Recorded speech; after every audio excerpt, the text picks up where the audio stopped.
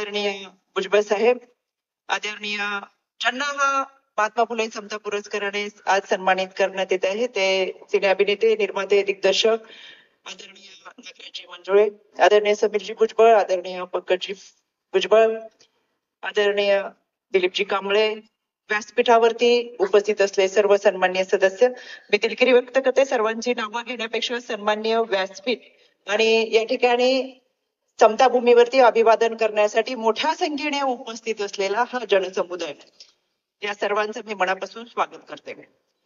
समाज सुधारण्याची सुरुवात स्वतःपासून केली तर समाजामध्ये मोठा बदल घडतो आणि ते आपल्या कृतीतून ज्यांनी दाखवून दिलं आणि आपल्या सगळ्यांना समतेची वाट दिली असे क्रांतीसूर्य महात्मा ज्योतिबा फुले यांच्या स्मृतिदिनानिमित्त मी विनम्र अभिवादन करते. आज व्यासपीठावरती सर्व मान्यवर उपस्थित आहेत तरी सुद्धा पूर्ण असलेला हा व्यासपीठ मला अपूर्ण वाटतोय, कारण यामध्ये ज्येष्ठ विचारवंत लेखक, आपले समता परिषदेचे उपाध्यक्ष हरी नरके यांची अनुपस्थिती जाणवतीये. आज ते आपल्यामध्ये नसले तरी खऱ्या अर्थाने त्यांनी आपल्या सोबत आजपर्यंत केलेलं काम आणि आपल्यामध्ये दिलेला विचार, आपल्या बहुजनांसाठी दिलेला लढा हा लक्षात घेऊन आणि त्याचं स्मरण करून मी त्यांना अभिवादन करते. समाजातील बहुजनांची मूठ एकत्र बांधून समता परिषदेच्या माध्यमातून समतेची ज्योत महाराष्ट्रामध्ये अखंड तेवत ठेवणारे आपल्या सर्वांचे नेतृत्व आदरणीय भुजबळ साहेब यांनाही माझा नमस्कार. 1848 मध्ये स्त्री शिक्षणाची मुहूर्तमेढ भिडेवाडा इथे रोवली गेली आणि खऱ्या अर्थानं भिडेवाडा येथे राष्ट्रीय स्मारक व्हावं यासाठी आदरणीय भुजबळ साहेब यांनी केलेला पाठपुरावा आणि आदरणीय अजितदादा पवार यांनी दिलेला 100 कोटीचा निधी याबद्दल खरं तर आपण सर्वांनी जोरदार टाळ्या वाजून आदरणीय भुजबळ साहेब यांचे आणि आदरणीय अजितदादा यांचे मनापासून कौतुक आणि अभिनंदन आणि मनापासून धन्यवाद. आज या ठिकाणी महात्मा फुले समता पुरस्काराने नागराजी मंजुळे आपल्याला सन्मानित करण्यात येत आहे. शेवटी कला ही कला असते, कलेचं मोजमाप कोणत्याही गोष्टीमध्ये होऊ शकत नाही, कोणत्याही तराजूमध्ये कला मोजली जाऊ शकत नाही. त्याच्यासाठी आपण ओतप्रत प्रयत्न केलेले असतात, पण आपण ज्या पद्धतीने समाजाचे प्रश्न आपल्या कलेच्या माध्यमातून मांडलेले आहेत त्याचा आम्हाला सार्थ अभिमान आहे आणि म्हणून एकदा तुमचंही आमच्या सगळ्यांच्या वतीने मनापासून मी अभिनंदन करते. आजचा हा पुरस्काराने आपल्याला सन्मानित करण्यात येत आहे.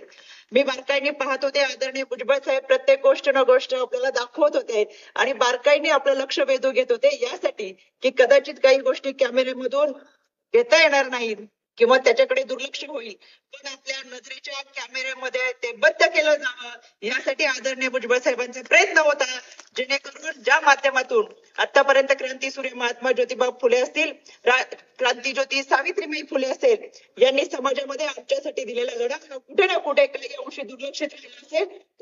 दुर्लक्षित राहिलेला भाग येतो आपल्या माध्यमातून समाजापर्यंत पोहोचावा, शेवटच्या घटकापर्यंत पोहोचावा ही मागणी या निमित्ताने मी आवर्जून करते.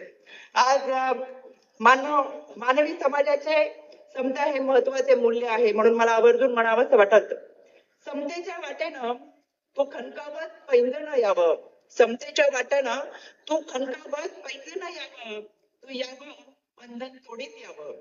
अन्यायाविरुद्ध जिथं मुठी ओवळल्या, अन्यायाविरुद्ध जिथं मुठी ओवळल्या, इवलिशा या चिमण्या जिथं घारीशी लढल्या, इवलिशा या चिमण्या जिथं घारीशी लढल्या, त्या युद्धभूमीतून रक्त चंदन होऊन तू यावं, तू यावं बंधन तोडीत यावं, समतेच्या वाटेनं तू यावं.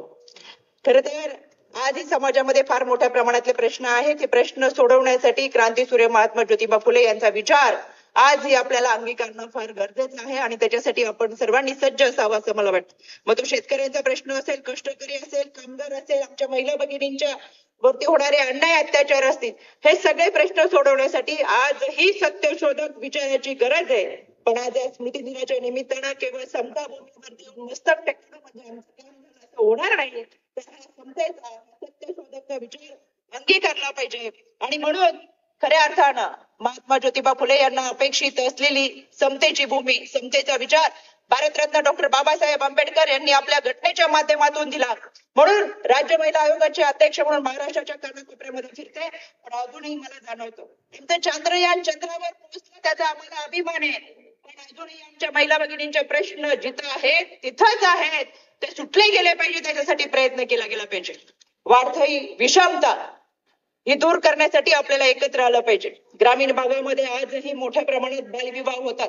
हुंडाबंदीच्या विरोधातला कायदा असून आजही कायदा तोडून हुंडा दिला जातो, घेतला जातो. लग्नाच्या बोहल्याच्या बाजारावरती आमच्या महिला भगिनींचे लिलाव मांडले जातात आणि बाजारात मिळणारी जोडीचा जसा भाव केला जातो तसा या मुलींचा लग्नाच्या बोहल्यामध्ये भाव केला जातो. आजही खऱ्या अर्थानं सौंदर्यावरती तिचं मोजमाप होऊ नये, तिच्या कर्तृत्वावरती तिचं मोजमाप हवं आणि यासाठी खऱ्या अर्थानं हा समतेचा सत्यशोधकचा विचार मनामध्ये आपण बाळगून पुढे गेलं पाहिजे.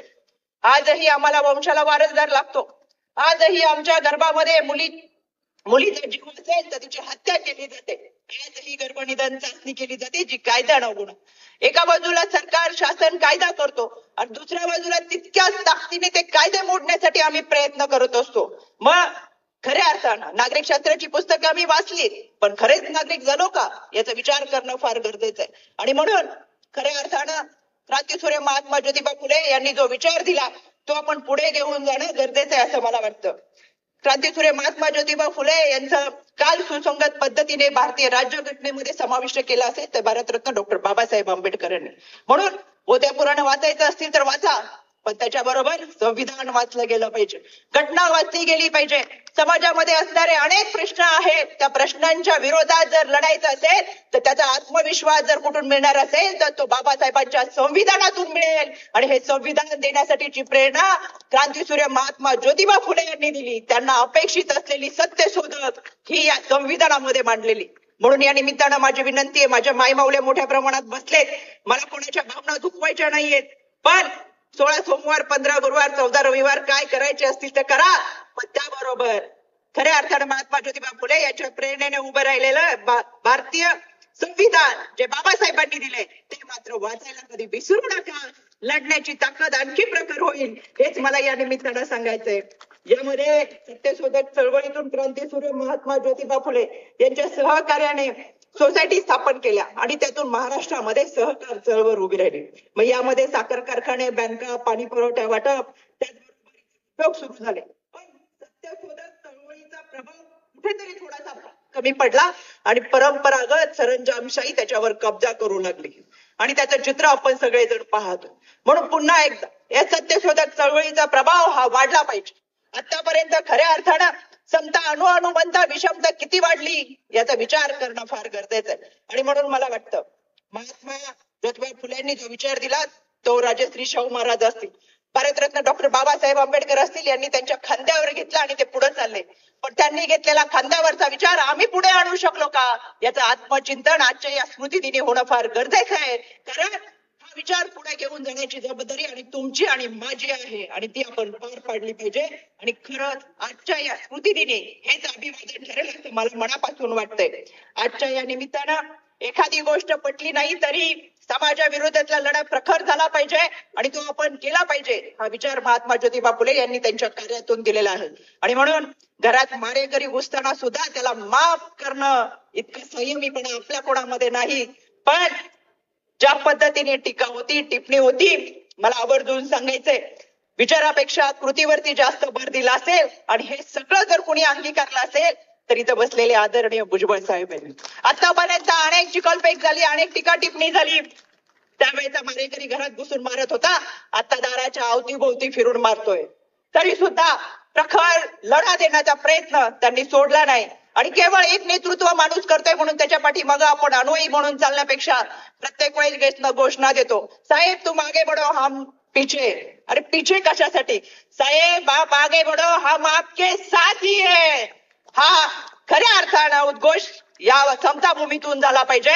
एकट्यानेच वार झेलण्यापेक्षा आम्ही तुमच्या बरोबर वार झेलायला सज्ज आहो, कारण की हाच विचार समता भूमीचा आहे.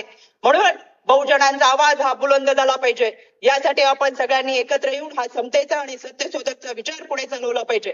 क्रांतीसूर्य महात्मा ज्योतिबा फुले आपल्यामध्ये विचारांच्या रूपाने, पुस्तकांच्या रूपाने, त्याच्या कृतीच्या